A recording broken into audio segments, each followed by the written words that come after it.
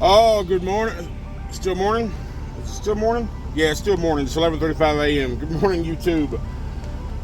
Saturday, August 3rd, Castleberry, Alabama rest area. Temperature is 91 degrees and the real feel is 103. It's hot. Oh, why am I still here? It's because I'm getting time back. I have hours. I can't deliver till Monday. But I'm gonna drive some today. I think I'm gonna go ahead and start attaching these hubcaps. Open them up, look at them, figure it out, and let's see what we can do from there.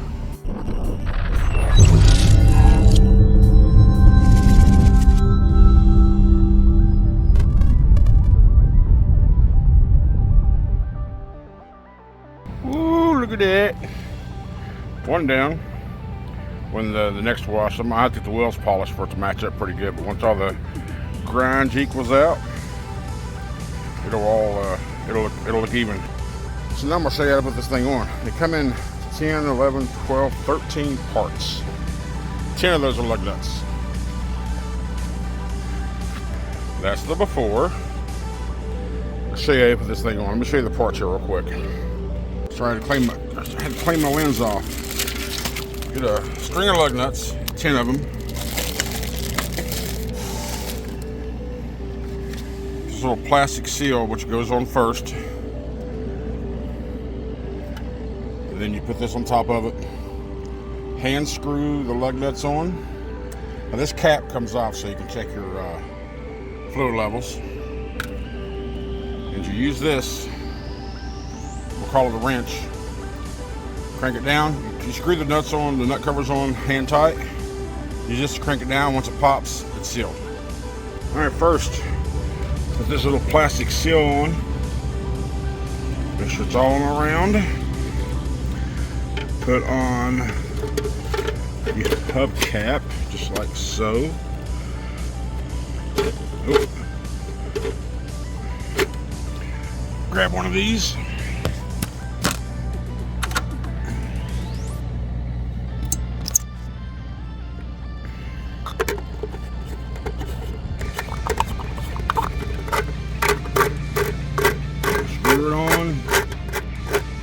Where it's snug. Let's not tighten nothing down until we get them all on to make sure it's all lined out properly.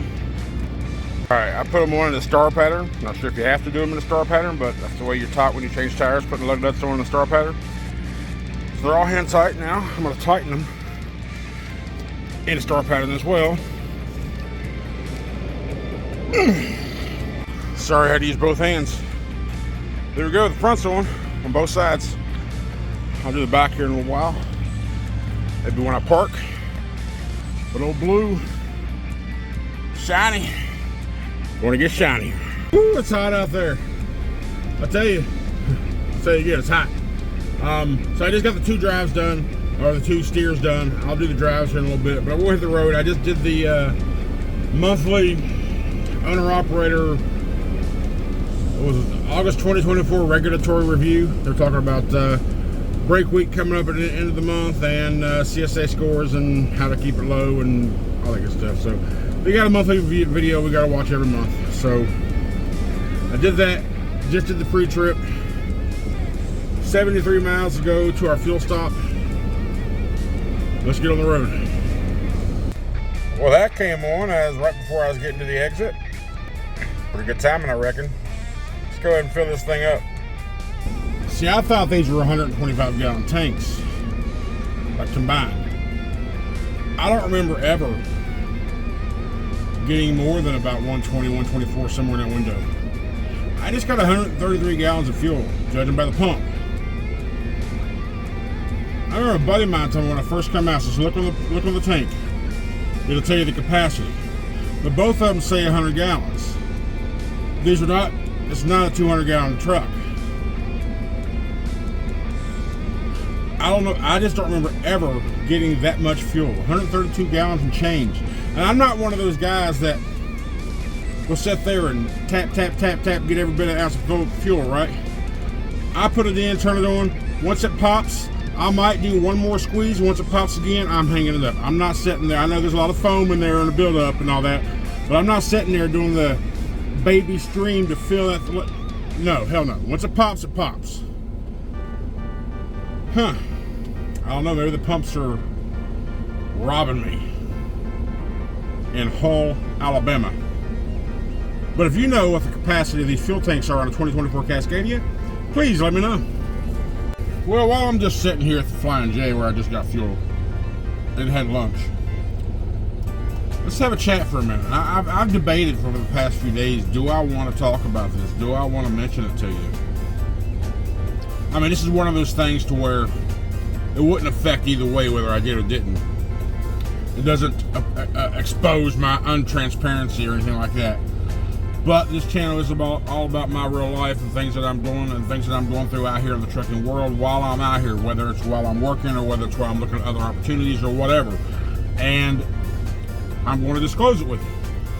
Now, we all know back in May, I applied and got accepted at Mercer, right? I was going to go to Mercer in May 20th, in that range. Then my hood got damaged. Safety department said get it fixed. I was like, okay, well, maybe something is telling me not to go to Mercer. Let's just stay at Schneider. While my truck was in the shop getting fixed over last week before last, I went ahead and went through the JB Hunt process. And something with my address, they didn't like where my addresses didn't match up. So that fell through. I was like, okay, fine. That's something telling me to stay at freaking Schneider. Don't go to JB Hunt. And I was like, well, maybe the forces were just telling me not to go JB Hunt. Let's try Mercer again. So because Mercer was still in communication with me this whole time. So I contacted him. I was like, okay, let's start the ball rolling again. This was like earlier this week. My intent was to be at Mercer orientation on Wednesday. This coming next Wednesday, what is today? The 3rd, 4th, 5th, 6th, 7th. The 7th. That was my goal when I made the initial contact. Say, hey, let's move forward. They had everything they needed. They had everything they needed from me. I did have to send in my new 2290, all that. Everything was approved. Everything. So they get everything to safety. Safety comes back. One stipulation. I'm like, what? So on your DOT, you're just 1 point out of our acceptable range in one area. What are we talking about? She kind of broke it down for me. I was like, okay. So I was like, let me figure something out. I'll call you back. But while I was figuring it out, I realized that, hell, I got that DOT in May 2 months earlier than I had to, specifically for them, and I was approved then. It's not a new DOT physical, it's the same one they approved me on. So I called her back. I was like, listen, something just caught my attention. And I told her that. She went, yeah, I mentioned that to them as well. And they said their response was, safety's response was to her, my recruiter, they must have missed it. So, during our conversation, I was telling her, I said, listen, I don't know what it is, but I feel like they're looking for something for some damn reason. Everything that I've been required to do, from DOT, FMCSA, my eye crap, my health stuff, my physicals, I have passed everything. And I am 100% legal, but now they say they missed this one area on my DOT that I was originally accepted on. And now they say I need to get that corrected first. So that, along with a lot of the crap that I've been reading in their Facebook group lately at Mercer, well, then listen, I just wanted to call and tell you that for all these reasons, and I feel like Mercer is trying to micromanage and just look for something to micro, plus all the negative shit I'm reading in the group from your current drivers, I don't feel like Mercer's a company that I want to move forward with. My Cassie, her name was Cat. My recruiter was awesome, was amazing the whole time. She wasn't trying to sell me anything. She was just answering my questions, been honest from the beginning. She has been wonderful, and she's an awesome person. Bottom line is, I think the back end of Mercer, for whatever reason, you know, they say I did all the videos back then when I was approved. Like the first video you see, it says, congratulations, 28% of Mercer applications are not accepted. Now, where's that 28% from? Is that from people who actually applied and they said no to? Or is that from people that have applied, and then that applicant, after talking further, decided not to go there, because I know a couple people who did that. They were accepted. They said, no, we're not going there. Where's that 28% from? Is that 72% rejected by Mercer, or 72% rejected by the driver after talking to him, or a combination of both? Or how many come on after it? That 28% I think is bullshit. That's Mercer trying to sell themselves. I'm not down for anyone to micromanage anything. You're not going to, I mean, it may be an owner-operator company, but don't be micro and shit like that, right? It's just not right. And I just want to be involved with good company, good people. And overall, my experience at Schneider is good. It has been with people. I mean, I got just a couple idiots I got to deal with now on my team, but I rarely have to call them, so I don't have to deal with them much. But overall, with Schneider as a company, and outside of the load board issues, which hopefully over the next whatever time it takes to get resolved, and it is what it is. However, I do feel like there's a cosmic force telling me to not leave Schneider. I don't get it, but I'm going to be here for a while. I don't know. I really don't want to get a hazmat endorsement and go to Landstar. And I really don't want to. There's a lot of good for being with Schneider. There really is, as an owner-operator. You can get your maintenance and shit done at an OC. It comes right out of your MMA account. You ain't got to do it out in the road. You ain't got to make a phone call to try to get permission to use your MMA. It's just automatic. You go in and say, hey, I need this work done. Can you do it? Great. If they got time, they'll do it. But there's some places that deal with SFI specifically, like Charlotte for one.